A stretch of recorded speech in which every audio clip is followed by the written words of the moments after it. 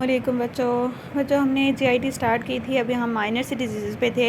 उसके अंदर अभी हमने डिस्कस किया गया था, हमने एट्रेसिया डिस्कस किया था, स्टीनोसिस डिस्कस किया था और तीसरी चीज़ जो हमने डिस्कस की थी उसमें हमने फिस्टुलास डिस्कस किए थे। अब हम जो जा रहे हैं टॉपिक पे वो हमारा डायफ्रेगमेटिक हर्निया, ओम्फेलोसील और गैस्ट्रोसिस कहते हैं हम उसको। ठीक है, अच्छा अब हम स्टार्ट करने जा रहे हैं हमारा टॉपिक डायफ्रेगमेटिक हर्निया। अच्छा इसमें क्या होता है बच्चों, आपको पता है ये आपके लंग्स होते हैं। ठीक है, बुरे से बना रही हूँ बहुत ज़्यादा। इसके नीचे ये सेंटर से आपका ट्रेकिया हो रहा है, यहाँ पे ब्रोंकाई हैं। ठीक है, नीचे इनके ना डायाफ्राम होता है ऐसे करके। ठीक है, डायाफ्राम के बाद इधर होता है आपका स्टमक। ठीक है, ऐसे करके पड़ा हुआ है। ठीक है, ऐसे ये पीछे एसोफेगस आ रहा है। ठीक है, ये पीछे से ना एसोफेगस होकर गुजर रहा है। होता क्या है कि ना इस डायाफ्राम के अंदर ना एक होल होता है। ठीक है, जहाँ से इस एसोफेगस ने पास होकर स्टमक में एंटर होना होता है। ठीक है, ओपन होना होता है। अच्छा अब होता क्या है कि ये वाला जो ओपनिंग है ना, ये वाली इसकी इनकम्प्लीट फॉर्म, ये जो डायफ्राम है ना, इसकी फॉर्मेशन ही इनकम्प्लीट होती है, जिसकी वजह से सेंटर में कोई ऐसा गैप रह जाता है जिसकी वजह से स्टमक जो है ना ऊपर की तरफ जाता है, प्रोट्रूड करता है और जाके ना इस डायफ्राम का जो गैप होता है ना उसमें फंस जाता है। ठीक है, उसको हम कहते हैं डायफ्रेगमेटिक हर्निया। आप देखो ये, इसको मैं थोड़ा सा और क्लियर कर रही हूँ। ऐसे करके ना ये डायफ्राम है ना, इसमें रह गया है ऐसे गैप। ठीक है, इतना सा हमारे पास एसोफेगस आ रहा था। ठीक है, अब क्या हुआ कि जब यहाँ पे गैप रह गया, सॉरी इसको मैं थोड़ा सा रिमूव कर रही हूँ, ये रह गया साइड पे गैप। अब जब यहाँ पे स्टमक था ना, तो अब स्टमक ने क्या करना है, यहाँ से यहाँ थोड़ा सा ना प्रोट्रूड कर जाएगा, इसके अंदर ना फंस जाएगा जाके। अब ये वाला पोर्शन जब इसका फंडस यहाँ पे फंस गया, तो इसकी वजह से क्या हुआ कि इस के फंसने की वजह से ये वाला पोर्शन स्टमक का फंडस का जो फंसा है, ये प्रेशर अप्लाई करेगा। ठीक है, लंग्स के ऊपर प्रेशर लगेगा ऊपर, जिसकी वजह से पल्मोनरी हाइपोप्लेजिया हो जाएगा। ठीक है, और उसके बाद जो है ना ये स्पेस फिल कर रहा है और इसकी वजह से जो है ना वो यानी जो सिम्टम्स आएंगे वो इस पूरे प्रोसेस को कहते हैं डायफ्रेगमेटिक हर्निया। इनमें डायफ्राम में गैप है जिसकी वजह से स्टमक प्रोट्रूड कर रहा है, ये हमारा डायफ्रेगमेटिक हर्निया होता है। उसके अलावा आपको पता है कि जब जो आपका एब्डोमेन होता है उसको कवर करती हुई लेयर्स जो होती है ना, वो आपके मस्कुलर लेयर्स होती हैं। ठीक है, ये 1 2 तीन लेयर्स होती है, आई थिंक सो। उसके बाद पेरिटोनियम आती है, फिर आगे आपके विसराज पड़े होते हैं ऐसे करके। ठीक है, अच्छा अब अगर होगा ये कि बचपन में ही जो है ना अब्डोमिनल मस्कुलेचर जो था, ठीक है, वो उसका वो इनकम्प्लीट क्लोजर हुआ है। ठीक है, वो कम्प्लीटली क्लोज नहीं हुए। ठीक है, ये देखो आपकी पेट की ये पूरा आपका पेट है ना, सॉरी ठहरो, ये मैं आपको बता रही हूँ। ये देखो, ये समझो पूरा पेट है। ठीक है, इसमें पूरे के अंदर ना 3-4 लेयर्स हैं। अब इसके ना ये वाला हाफ़ है, ये दूसरा हाफ़ है, इन्होंने फ्यूज़ होना होता है। ठीक है, अब समझ लो कि दोनों हाफ़ जो है ना वो फ्यूज़ नहीं हो पाए आपस में, और जब ये दोनों फ्यूज़ नहीं ना हुए तो उसकी वजह से सेंटर में ना मस्कुलेचर में गैप रह गया है। ठीक है, मसल्स के जो दोनों हाफ़ हैं वो फ्यूज़ नहीं हुए, मसल्स में गैप रह गया है, जिसकी वजह से क्या हुआ है कि जो लेयर्स हैं ना, ये देखो ये जो आपके एब्डोमेन की लेयर्स हैं, ये आपस में प्रॉपर क्लोज नहीं हुई और आपके जो हर्निया है, जो विसराज है ना, वो ऐसे करके अंदर की तरफ ना वॉल के अंदर प्रोट्रूड कर जाएंगे। लेकिन देखो यहाँ पे बल्ज ज़रूर बनेगा। ठीक है, आप बाहर से पेट के ऊपर एक बल्ज सा ज़रूर नज़र आएगा, लेकिन वो जो है ना स्किन ऊपर ओवरलाइंग स्किन ज़रूर होगी। ठीक है, मतलब ये कि पूरा ऑर्गन बाहर निकला हुआ पड़ा हुआ आपको नज़र नहीं आएगा, स्किन के ऊपर बल्ज नज़र आएगा। ठीक है, तो वो होता है आपका ओम्फेलोसील। इसको हम कहते हैं विसराज हर्निएट करते हैं थ्रू जो अब्डोमिनल वॉल है ना, वहाँ से हर्निएट करते हैं। ठीक है, और इनकम्प्लीट क्लोजर की वजह से ये होता है।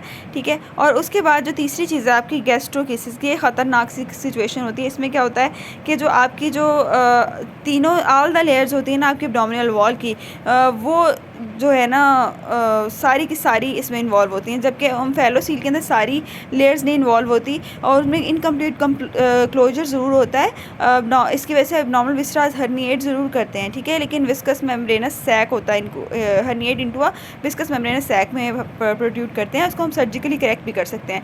लेकिन जो गैस्ट्रोकिसिस होता है ना, देखो उसमें ना आपका ये बच्चे का पेट है ना, बच्चों में होता है, तो उसमें ना ये इंटेस्टाइन बाहर पड़ी हुई नज़र आएंगी। ठीक है, वो उसके ऊपर कुछ भी नहीं होगा, सारी वॉल्स ही ख़त्म, मतलब उसकी जिस जगह से प्रोट्रूड कर रही है ना उस जगह पे कोई भी मस्कुलेचर लेयर नहीं होगी, स्किन नहीं होगी, कुछ नहीं होगा, तो बाहर ऑर्गन बाहर निकल के पड़ा होगा, पेरिटोनियम वगैरह सब कुछ भी नहीं होगा, ठीक है।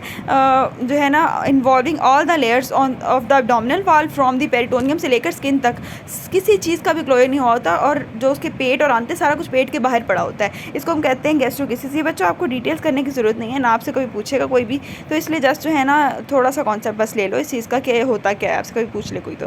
उसके बाद एक्टोपिया क्या होता है? एक्टोपिया ये होता है कि एक चीज़ जहाँ पे उसकी नॉर्मल लोकेशन है उसके अलावा वहाँ होने की बजाय किसी ऐसी जगह पे उस चीज़ का होना जहाँ पे उसका होना बनता ही नहीं है, ठीक है। फॉर एग्जांपल स्टमक का टिश्यू जाके अगर पड़ा होगा रेक्टम के अंदर, ठीक है, तो ये एक्टोपिया है, ठीक है। यूट्रस का टिश्यू जो है वो पड़ा होगा आपके एब्डोमेन के अंदर, तो वो भी एक्टोपिया है, ठीक है। तो इस तरह करके ना यहाँ पे एक्टोपिया की जो बात हो रही है हम आगे डिटेल्स में डिस्कस करेंगे। जब हमारे पास मोस्ट फ्रीक्वेंट साइट उन्होंने बताई हुई है एक्टोपिक गैस्ट्रिक म्यूकोसा होता है आपके अपर थर्ड ऑफ एसोफेगस में। देखो अपर थर्ड एसोफेगस में जीआईटी के जो आपका गैस्ट्रिक म्यूकोसा है उसका क्या काम है, ठीक है।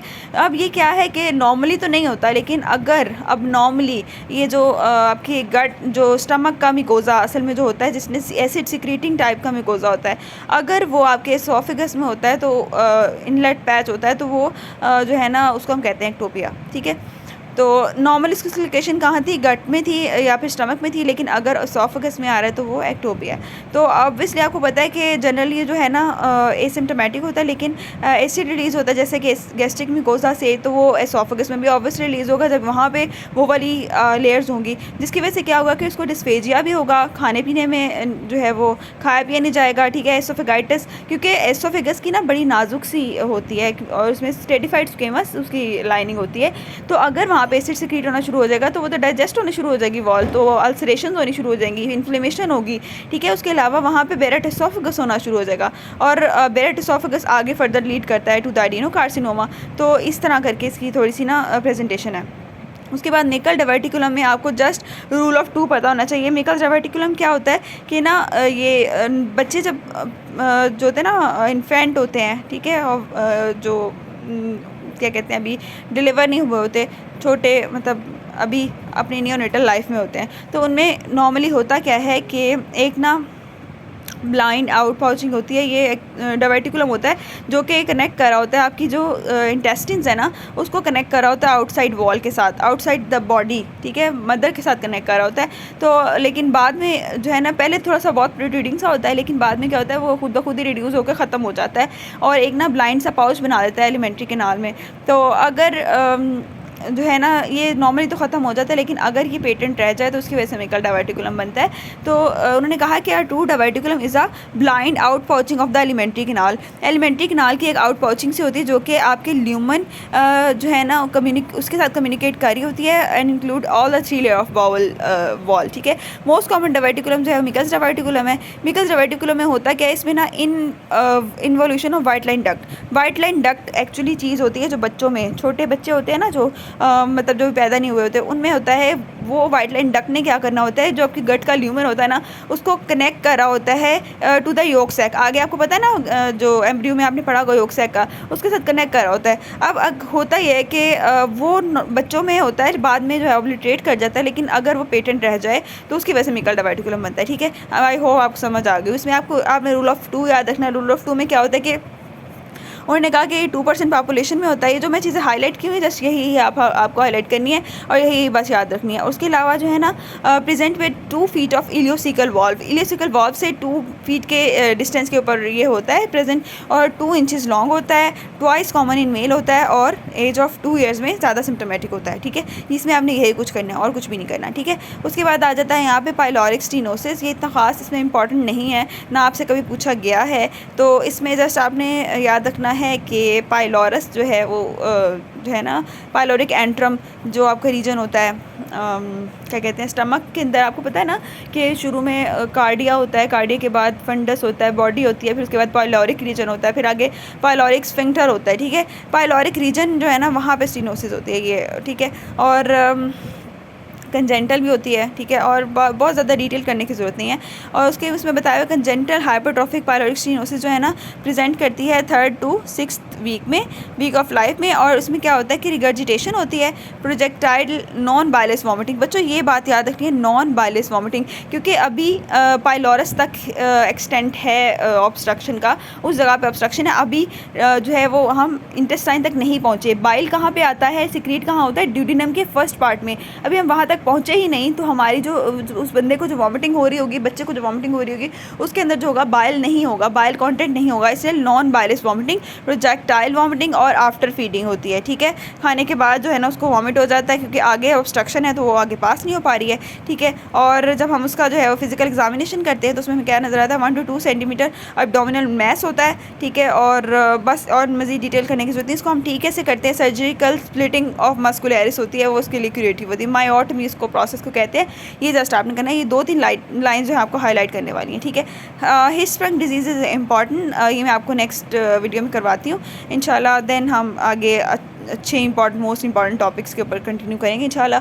Thank you so much.